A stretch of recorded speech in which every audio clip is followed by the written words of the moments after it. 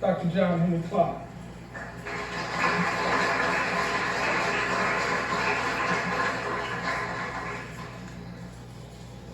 I want to thank Mr. Warfield for the invitation.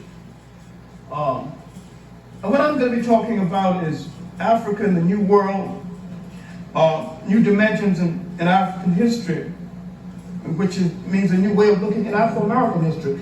That means that I will be moving very rapidly over a large body of information, the kind of information that you need to devote a whole semester to. I think I'll begin by questioning the title of my lecture. What do you mean by New World? In as much as the new information on the pre-Columbian presence of the African in the New World tends to prove that there were Africans in this side of the world in South America and the West Indies, but particularly in the West Indies and parts of South America as early as 500 BC. And the reading of Christopher Columbus's diary will prove that according to his own accounts, and he was no friend of the blacks, that he found Africans in the New World doing business with Indians and using minted West African coin. And that when many of the Spanish conquistadors, especially those who went to the area that is the Panama Canal, they found small black colonies with the Indians in South America. And in a work by Walter Van Werthner, dealing with terracotta and sculpture in South and in Central America, he dug up the greatest physical evidence of the presence in the Africans in the New World that has so far been dug up. And in early works of Carter G. Woodson, and in a 3-volume work by Leo Wiener called The African and the Discovery of America, he said, and he pretty much sustained what he said, that the African could have preceded the Indians in this side of the world, and that a lot that you think of as Indian culture is African culture. He got thrown out of Harvard for writing the book. Now, what did this place Christopher Columbus in context with New World discovery? And in as much as he discovered a world full of people, then let us assume that the people that he discovered something. And he discovered both Indians and Africans in this side of the world. In actuality, when we look at this year, 1492, look at its great significance in history. Maybe, of all the things that happened in 1492, maybe the least important thing that happened was this bad navigator started out from one side of the world and stumbled up on the other side of the world. Now, it has been proven that the Portuguese had already charted their movement to this side of the world, and they did not confuse the West Indies with the East Indies as Christopher Columbus did most of his life. And one of the main reasons why they did not come ahead of Columbus, because they had it on their charts and they had established priority. They wanted to build those fortresses along the coast of West Africa. They were going to use to hold the slaves while the ships come in. They gave that priority to New World movement. But the Portuguese, who were the master mariners of the day, thanks to the information that filtered into Europe after the Crusades, mostly from China, they had no confusion about how to get to this part of the world. All right, now, my point is, had Christopher Columbus not come, Europeans were going to come anyway. Now, that is all the talk about, which is beautiful folklore, about the debate between whether the world was round or flat. These were old wise tales told in Europe that had no great significance.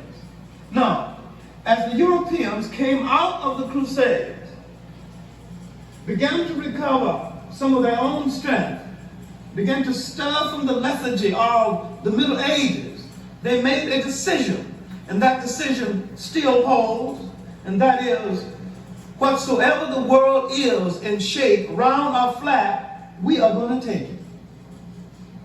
And that is what they did.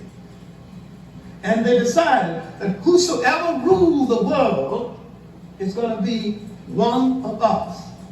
And this decision, coming at a time when there were internal differences between the African states, and when the pluralistic states in West Africa had not settled their family differences, and when they made the horrible mistake of inviting the first Europeans in to arbitrate family differences, they were in serious trouble because they were making a glaring error, which many African states still made. The African who came to the New World did not yield his African identity. In fact, he began to search for that African identity. And he began in this period of Holocaust and disarray and mixtures of culture. He began to search not only for his identity in this new world, but his identity in the world. And he knew that he had an identity and a history that commanded respect. And when blacks began to produce an intellectual class in the Western world, that intellectual class, both in the West Indies and America, began to address itself to the definition of blacks in world history, began to attempt to locate blacks on the map of human geography. And some of the pioneers in this movement were scholars from the West Indies. Some Afro-Americans gave up the search and adopted the distorted image that was created by their oppressors. But as early as 1881, Edmund Wilmot Blyton, the great West Indian scholar and benefactor of West Africa, addressed himself to this situation when he said, this is 1881 now, this is his inaugural address at the Library of College. And if you listen to it, you'll find out that this man in 1881 was ahead of most of the black scholars of today. He would go on to have a great career, to write a classic work that would do well to read today called Christianity, Islam, and the Negro Race.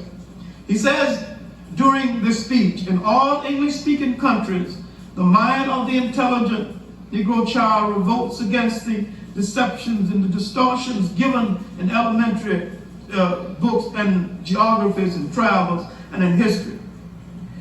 Having embraced or at least ascended to the falsehoods about himself, he concludes that his only hope is to be those things most unlike himself and most alien to his peculiar taste. He goes on to say that one of our great tragedies is that we have spent too much time feeding grist into other people's meals. Then he bemoans, nothing comes out except what has been put in, and that then is our great sorrow. What this man was telling us in 1884 is that we have to reclaim ourselves and our own heritage and the nature of our history. He would go on and he would be the teacher of Africans, and he was the mentor of some of the early black nationalists in Western Africa. And of course, he would write many books. He was the first person to use the word African personality. He wrote a work on African socialism in 1901. He was the first person to champion the unification of Africa during that period, especially West Africa. He entered into a famous debate between Sir Harry Johnson and himself over the religious destiny of Africa, Islam or Christianity. He was of the opinion that Islam would be better for Africa because it was more adaptable to prevailing African ways of life then he qualified this, and his qualification need to be looked at today. He said if the African understood the dynamic qualities of indigenous African religions, he would need neither Christianity or Islam. That's more true today than it was then.